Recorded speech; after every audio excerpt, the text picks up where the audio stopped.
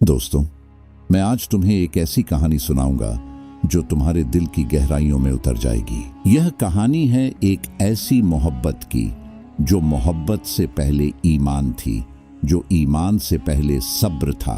यह अरब जमाने की बात है, जब रेती के तूफान भी दुआओं से रुक जाते थे और जब एक गरीब किसान का तवक्कुल एक पूरे महल से ज्यादा भारी होता था। यूसुफ का नाम सुनते ही गांव के लोग एक अजीब सी खामोशी में चले जाते थे। कुछ कहते थे कि उसकी आंखों में एक नूर है जो आम इंसानों में नहीं होता, मगर यूसुफ खुद इन बातों से अनजान था।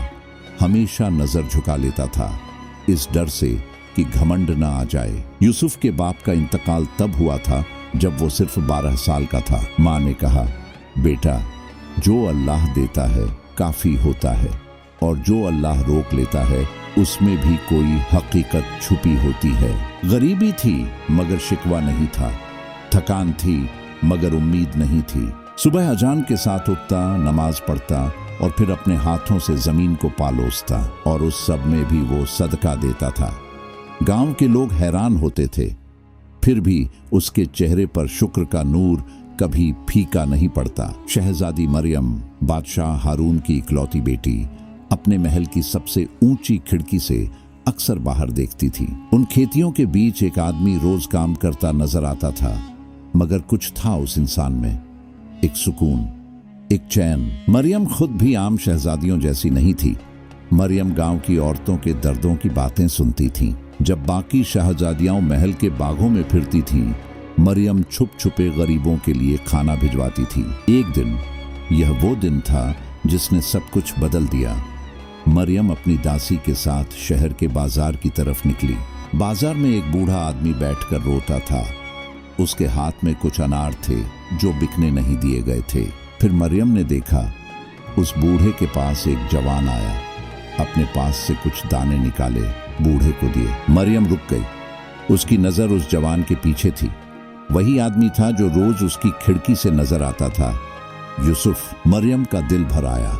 उसने अपनी बूढ़ी दासी उम्मे सलमा को यूसुफ के खेत की तरफ भेजा। उम्मे सलमा ने जाकर देखा, एक जवान जो आंखें बंद करके दुआ मांग रहा था, जैसे कि उस वक्त सिवाय अल्लाह के दुनिया में कोई और था ही नहीं। उम्मे सलमा बोली, शहजादी, इस आदमी की नीयत साफ है, यह वो है जो अल्लाह के लिए जिए। मरियम ने कहा, उससे कहो कि कल 1 घंटे के लिए आए। यह एक बहाना था, मगर बहाने भी किसी की तकदीर का हिस्सा होते हैं। अगले दिन यूसुफ बाजार में आया। उम्म सलमा ने उसे एक घर की तरफ ले जाकर एक दरवाजे के सामने छोड़ दिया। अंदर मरियम बैठी थी, नकाब में, सादा लिबास में। उसने यूसुफ से कहा, तुम्हारा शुक्रिया उस बूढ़े के लिए। यूसुफ ने कहा, बहन, उसमें शुक्रिया की क्या बात है, वो भी अल्लाह का बंदा था और मैं भी। भाई की मदद करना तो फर्ज है। मरियम ने पूछा, तुम्हारा नाम? उसने कहा, यूसुफ। और उस खामोशी में कुछ ऐसा हुआ जो अल्फाज से बाहर है। मगर दोस्तों, ये दुनिया कभी आसान नहीं होती, और जो चीज कीमती होती है वो हमेशा आजमाइश के दरवाजे से गुजरती है। बादशाह हारून को किसी ने खबर पहुंचाई कि शहजादी मरियम का नाम एक गरीब किसान के साथ लिया जा रहा है। हारून ने दोनों हाथ अपने सीने पर मारे और बोला, मेरी बेटी और एक किसान, यह मुमकिन नहीं। बादशाह ने हुक्म दिया, यूसुफ को सांस से पहले पकड़ कर लाओ। सुबह होने से पहले यूसुफ के छोटे से घर के दरवाजे पर सिपाहियों ने दस्तक दी। यूसुफ ने दरवाजा खोला। सामने बादशाह के सिपाही थे, मगर यूसुफ के चेहरे पर कोई खौफ नहीं था। उसने सिर्फ एक बार आंखें बंद की और दिल में कुछ पढ़ा, जो उस वक्त पढ़ते हैं जब दुनिया अकेला छोड़ देती है। फिर उसने अपनी आंखें खोली, सिपाहियों को देखा और बोला, चलते हैं। दोस्तों, जो अल्लाह से डरता है उसे किसी और से डरना नहीं पड़ता। यूसुफ के दिल में सिर्फ एक चीज थी, या अल्लाह, तू जानता है। बादशाह हारून के दरबार में यूसुफ को लाया गया। पूरा दरबार खामोश था। सबकी नजरें उस एक गरीब जवान पर थीं, जिसके पास न जेवर था न मनसब, मगर जिसकी आंखें झुकी नहीं थीं। बादशाह ने कहा, सुन किसान, मेरी बेटी का नाम तेरी जुबान पर क्यों आया? यूसुफ ने सच बोला। बादशाह सलामा, जो दिल में है वो अल्लाह के सामने छुपाया नहीं जा सकता और आपके सामने झूठ नहीं बोलूंगा। दरबार में सन्नाटा छा गया। वजीर ने सोचा यह पागल है, सिपाहियों ने सोचा यह मरना चाहता है, मगर बादशाह हारून के अंदर कुछ हिला, एक पुरानी याद की तरह, जब वो खुद भी एक सीधा आदमी हुआ करता था। बादशाह बोला, ठीक है किसान, 3 शर्तें हैं, 3 काम, अगर पूरे किए तो तुझे वो मिलेगा जो तू चाहता है। पहली शर्त, मेरे खजाने में 1000 सोने के सिक्के हैं, उन्हें एक रात में गिनो बिना किसी की मदद के। दूसरी शर्त, मेरे बागों में एक पेड़ है जिस पर 7 साल से फल नहीं आया, 1 हफ्ते में उसे फल लगाओ। तीसरी शर्त, शहर के बाहर एक पागल दरिया बहता है, उसे एक रास्ते पर लाओ ताकि मेरा शहर सैराब हो सके। दरबार में छुपी हंसी थी, मगर यूसुफ ने सिर्फ एक बार आंखें झुकाईं और कहा, बिस्मिल्लाह। पहली रात, खजाने का कमरा, यूसुफ अकेला, एक दिए की रोशनी, 1000 सोने के सिक्के उलटे सीधे गड़बड़। उसने हाथ उठाए और दुआ मांगी, या अल्लाह, मैं गरीब हूँ, बेइल्म हूँ, मगर तेरी राह में सच्चाई के साथ खड़ा हूँ। फिर उसने सिक्के गिनने शुरू किए, एक के बाद एक। रात गहरी रही थी, आंखें बोझल होने लगी, मगर यूसुफ रुका नहीं। रात के आखिरी पहर में यूसुफ ने आंखें खोल रखीं और सुबह की पहली रोशनी से पहले सिक्कों का हिसाब मुकम्मल था। सिपाही अंदर आए, हैरान थे, वजीर हैरान था, बादशाह खामोश रहा, मगर पहली शर्त पूरी हुई थी। दूसरी शर्त, बाघों का वो पुराना पेड़। यूसुफ उस पेड़ के नीचे गया, जमीन पर घुटने टेक कर बैठ गया। उसने अपने हाथ से जमीन खोदी, ताजा पानी डाला, जैसे कोई अपने बीमार बाप की सेवा करता है।